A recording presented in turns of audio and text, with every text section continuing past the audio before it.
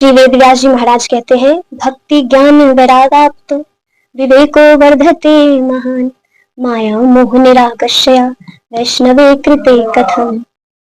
कहते हैं कि भक्ति और ज्ञान और वैराग्य, ये तीन जो है ना, ये भगवान को प्राप्त करने की सीढ़ी है। कहते हैं कि ज्ञान और भक्ति की कोई उम्र नहीं होती। इसी बात को सिद्ध कर रहे हैं कथावाचक राजलक्ष्मी जी। इनके श्रीमुख से निकली हुई कथाएं लोगों को भाव विभोर ही नहीं बल्कि अध्यात्म की ओर भी अग्रसर कर रही है। आइए इनसे जानते हैं कि इनकी शुरुआत कैसे हुई और आगे क्या करना चाहती हैं। इनसे बात करें। सबसे पहले तो हमारे चैनल में आपको बहुत बहुत स्वागत। राधे राधे, जय श्री कृष्ण। आपके चैनल के सभी दर्शकों को जय श्री कृष्ण, राधे राधे। आपकी कथा वाचन की शुरुआत कब और कैसे हुई? कथा वाचन तो बहुत, कथा वाचन 11 वर्ष से हम कर रहे हैं और सीख रहे हैं 4 वर्ष से।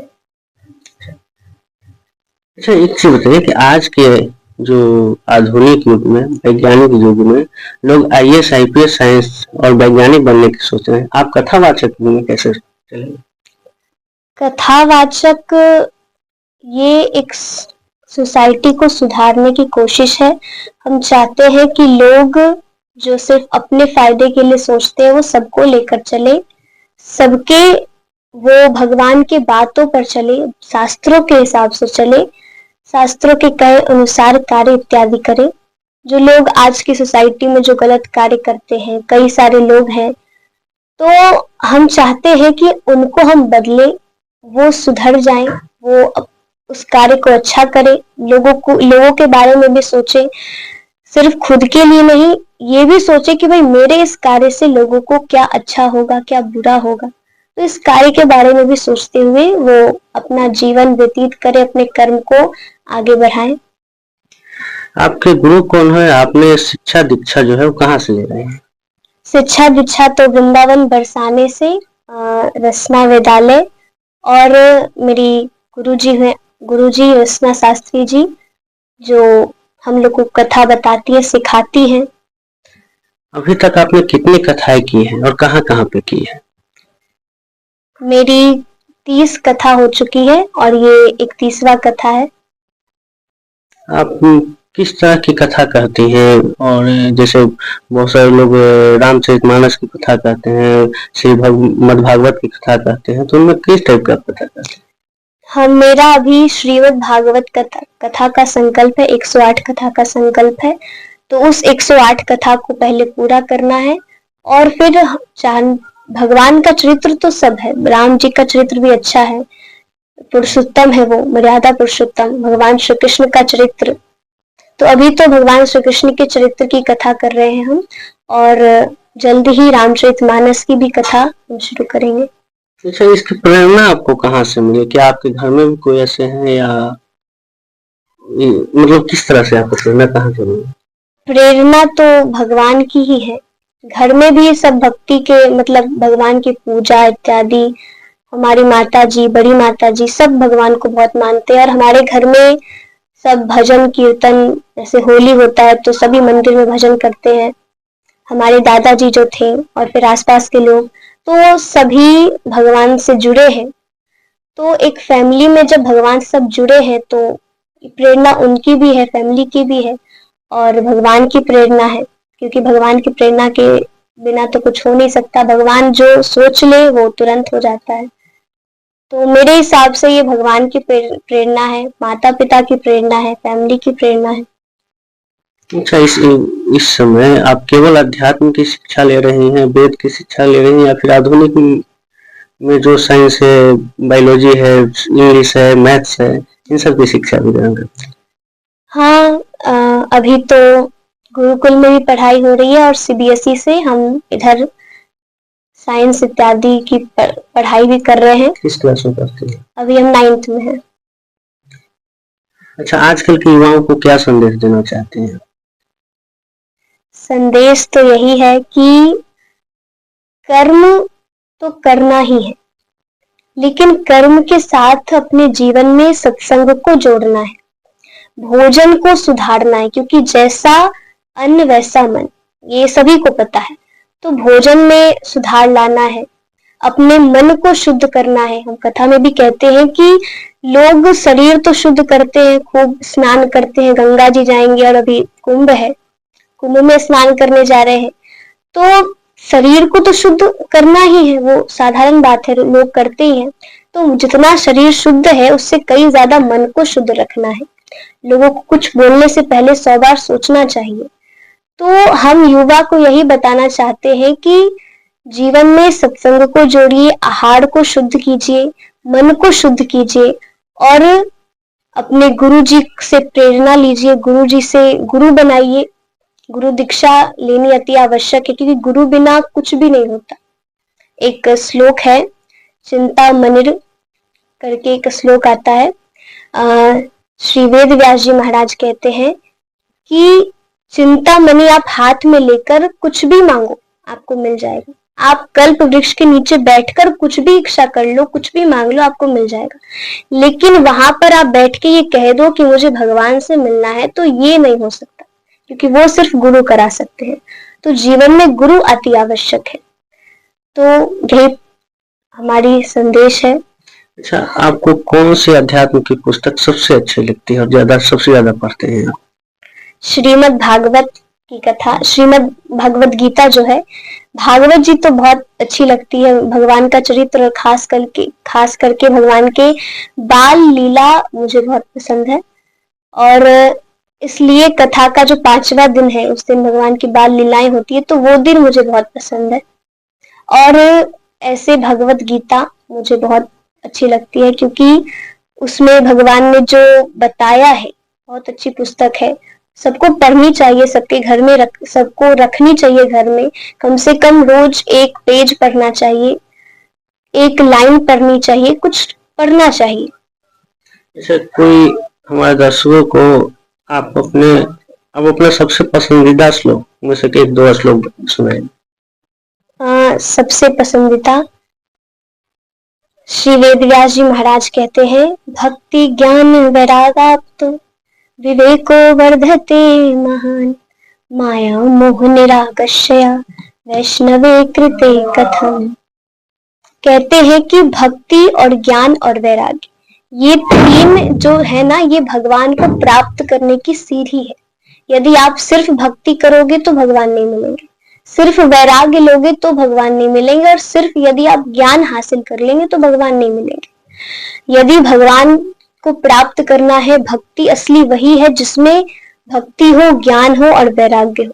इसलिए भगवान ने उद्धव जी को वृंदावन भेजा था कि गोपियों को वो ज्ञान का संदेश दे, क्योंकि वो भक्ति तो करती थी लेकिन उनके पास वो ज्ञान नहीं था। तो भगवान ने उद्धव जी को भेजा कि आप जाइए, उन्हें समझाइए कि ये भगवान को। तब उद्धव जी समझाते हैं कि आप लोग ऐसे रो मत, भगवान तो हर जगह है, भगवान आपके दिल में है।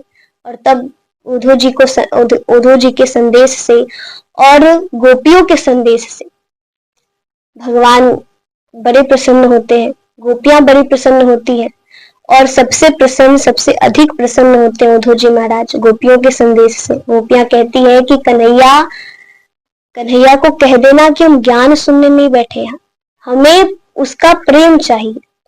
तो भक्ति के लिए, भगवान को यदि प्राप्त करना है तो भक्ति गोपियों जैसी होनी चाहिए।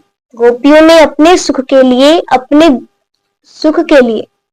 ये नहीं कहा कि तुम यहीं रुक जाओ, वो तो चाहती थी कि भगवान रुक जाए, लेकिन फिर भी वो भगवान चले गए, फिर भी गोपियों ने भेज दिया, क्योंकि यदि तुम सुख हो तो हम भी सुखी। तो भगवान को गोपियों ने आदेश दे दिया कि तुम चले जाओ। आपका आदर्श किन्हें मानती हैं? जो अभी कथावाचक हैं जितने भी, उनमें से आदर्श किन्हें मानती हैं? इंद्रेश जी महाराज, इंद्रेश उपाध्याय जी महाराज बड़ी अच्छी कथा करते हैं। और जया किशोरी जी, राम बापू जी, ये राम भद्राचार्य जी महाराज और प्रेमानंद जी महाराज, उनको तो सभी सुनते हैं, बहुत अच्छी कथा करते हैं। उनकी बातें ऐसी होती हैं, बड़ी प्रेम भरी बातें होती है, तो सभी को सुनते हैं, सभी की कथाएं अच्छी लगती है। अपना पूरा दे। मेरा नाम राज लक्ष्मी हुआ और आप सभी दर्शकों को बहुत बहुत धन्यवाद यहाँ इस वीडियो को देखने के लिए। और आपका भी बहुत बहुत धन्यवाद यहाँ पधारने के लिए। ये थी हमारे साथ राजलक्ष्मी जी, जो महज 13 साल की उम्र में कथावाचक कर रही हैं और लोगों को अध्यात्म का संदेश है। तो बने रहिए हमारे साथ। हमारे साथ प्रसिद्ध कथावाचिका राजलक्ष्मी जी के छोटे भाई आनंद राज हैं, जो ये भी कथावाचक हैं। और आइए इनसे जुड़ते हैं, इनसे जानते हैं कि आखिर दोनों भाई बहन एक साथ ही कथावाचक रहे क्यों, अध्यात्म की ओर क्यों। आखिर यहाँ पे लोग अपने बच्चों को डॉक्टर, इंजीनियर, वैज्ञानिक बनाना चाहते हैं, लेकिन ये दोनों भाई बहन अध्यात्म की तरफ जुड़कर कथावाचिका और कथावाचक बने हैं। तो सबसे पहले आपका हमारे चैनल में बहुत बहुत स्वागत है आनंद जी। धन्यवाद। आपके दर्शकों को राधे राधे, जय श्री कृष्ण। और हमारा नाम हुआ आनंद राज। अच्छा, ये बताइए कि लोग नॉर्मल स्कूल में पढ़ रहे हैं और आप विद्यालय में पढ़ रहे हैं, ऐसा क्यों? नहीं, हम भी नॉर्मल स्कूल में पढ़ते हैं, हमारा भी ऑनलाइन क्लास चलता है। हम भी ये विद्यालय में भी पढ़ते हैं और सीबीएसई से भी हमारा पढ़ाई चल रहा है। कथावाचक बनने की प्रेरणा कहाँ से मिली? हमें तो हमारी दीदी को देख के कथावाचक प्रेरणा मिली, और फिर हमारे फैमिली मेंबर भी बहुत सारे कथा करते हैं, बहुत भजन गाते हैं, सब बहुत अच्छे अच्छे हैं। तो हमें उनसे प्रेरणा मिली और सबसे बड़ी भगवान से प्रेरणा मिली। आपके परिवार का कितना सपोर्ट रहता है इसको लेकर? हमारे परिवार का तो पूरा सपोर्ट रहता है कि आप कीजिए। अच्छा, कहाँ पे आपके गुरु कौन है और आपकी शिक्षा दीक्षा कहाँ पे चल रही है? जी, हमारे गुरु तो हुए रचना शास्त्री जी, और हमारी शिक्षा वृंदावन में चलती है। अगर हम यहाँ रहते तो ऑनलाइन क्लास वहाँ पे चलता है। अच्छा, आपके पिताजी का नाम क्या और पिताजी क्या करते हैं? हमारे पिताजी का नाम है शैलेश झा, और वो हमारे लिए कथा करवाते हैं। वही ये सब मैनेजमेंट करते हैं कि कहाँ कथा करना है, कहाँ क्या करना है। तो उनसे भी हमें प्रेरणा मिली है। आपका पैतृक गांव कहाँ पे है? हमारा तो गांव हो गया बोचवा, नवादा, उधर साइड में, नवादा साइड में। आप अभी तक कथावाचक करते हैं या अभी सिर्फ शिक्षा ग्रहण कर रहे हैं? नहीं, अभी हम सिर्फ सीख रहे हैं। हम अपनी दीदी को देख के सीखते हैं, और फिर हमारा वृंदावन में भी चल रहा है पढ़ाई कि अगर गुरुजी का संदेश आएगा तो हम वहाँ पर भी कथा करेंगे। अच्छा, आप अपने उम्र के युवाओं को, बच्चों को क्या संदेश देना चाहते हैं? हम तो यही देना चाहते हैं कि आप डॉक्टर बनिए, इंजीनियर बनिए, कोई कथावाचक भी बनिए, कोई भजन भी गाइए, सिंगर भी बनिए, लेकिन साथ में अध्यात्म को लेके चलिए। आप भक्ति कीजिए, आप भगवान की पूजा पाठ कीजिए। चलिए, हमारे चैनल में जुड़ने के लिए आपको बहुत बहुत धन्यवाद। जी, आपका भी यहाँ पर पधारने के लिए धन्यवाद। ये आपके बच्चे आध्यात्म की तरफ मुड़कर हैं और लोगों को भी आध्यात्म की तरफ जोड़ रहे हैं। जी, आप इसे किस रूप में देखते हैं, क्या मानते हैं, क्यों ऐसा हो रहा है? बहुत सुंदर। सभी लोगों को राधे राधे, सभी भक्तों को ठाकुर जी के अनंत कोटि कृपा वर्षे। हमारे बच्चे नहीं, अब जगत के बच्चे हैं। एक पिता होने का सौभाग्य प्राप्ति हुआ है, और जन कल्याण के लिए बच्चे के प्रत्येक गार्जियन को एक ही सलाह हमारी तरफ से है कि प्रत्येक गार्जियन अपने बच्चे के अंतःकरण में जाकर उनको प्रेशर नहीं देना, आजादी दीजिए उनको, और उनके अंतःकरण का क्या उनकी इच्छा है, उनकी इच्छा को सुनिए और उनके इच्छा के मार्गदर्शन में आप उनको सहयोग कीजिए। उनके लिए राजलक्ष्मी जी, आनंद राज जी, ये सब बच्चे के अंतःकरण की वाणी को श्रवण की और भक्ति का भाव है। ठाकुर जी की अनंत कोटि कृपा है, इस सौभाग्य की प्राप्ति हुआ है। इस उम्र में बच्चे खिलौना से खेलते हैं या फिर शिक्षा दीक्षा जब ग्रहण करते हैं तो सोचते हैं आईएएस, आईपीएस, डॉक्टर, इंजीनियर बनने का, लेकिन आपके बच्चे आध्यात्म की तरफ जुड़ गए हैं और लोगों को जोड़ रहे हैं।